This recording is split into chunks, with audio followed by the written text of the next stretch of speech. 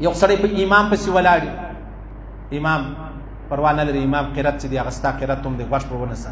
یو سړی یوازې ولاړ دی چې یوازې ولاړ دی نیت یې تړلی دی یو دی قرات وایي موږ کله کله سلام وګرځو مازدیګر مهال نو مخ را وګرځو دا خلک بیا ولاړ شي چا لمونځ تېر شي بس خاموشه ناست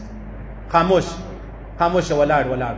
پخوا موږ په کوچنیوالي موږ په زړه کې قرآن شریف وایي په زړه کې موږ په زړه کې لمونځ وایو لمونځ په زړه کې نه ویل کېږي لمونځ دا قرآن به ته په خوله وایې ستا څنګ ته یو ملګری ولاړ دی هغه بیا اوري کراش دی شور دی هغه یې نه اوري په خپله به پوهېږي چې ما څه شو ویلی الحمدلله رب العالمین په دغه تورو په هر حرف جلا پوهېږي بیا لمونځ صحیح کېږي او که تا خوله داسې خاموشه نیولې ده ولاړ یې په زړه کې وایه نه عقل بیا څوک نه هغه وایي زه په ستوني کې وایم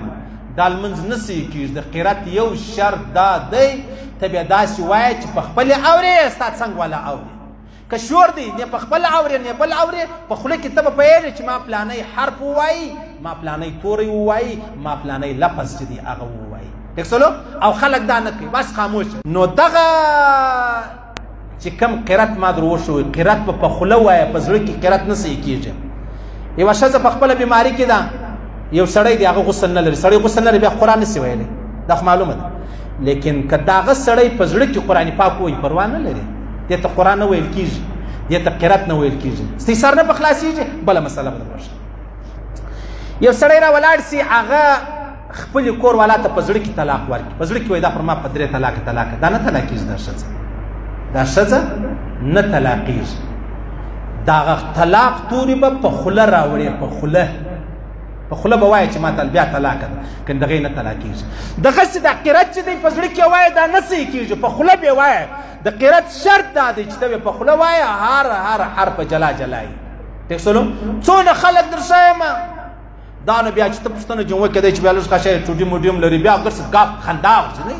ملا صاحب هم موږ ته مسلې راښولې لکه د ذاکر نایک زو نه دي دي زده که دې قرآن پر ما ویلې دي مسلې د ذاکر نایک که بیانوې بیا خو نو دورګس ولې نه کندهار والا وایي دا دورګه دی یا خو قرآن هم دغسې زده که مسلې به دې هم دغسې که دې قرآن پر ما ویلی دی لمونځ زه در کوم مسلې د دغه کوي نو دا بیا څه دی دا بیا منافقت دی خیر خبره دا د عزیزانو قرات که تا یوازې لمونځ کوئ که دې په زړه کې وایې که دې په فکر کې وایې که دې په ستوني وایې د کوچنیانو پر جم ستا لمونځ نه صحیح کېږي په لمانځه کې قرات فرض دی یا و بغیر د قرات خو لمونځ نه کېږي نو قرات ودې ته ویل کېږي هغه ته قرات نه وایي سړی په زړه کې وایي و هغه ته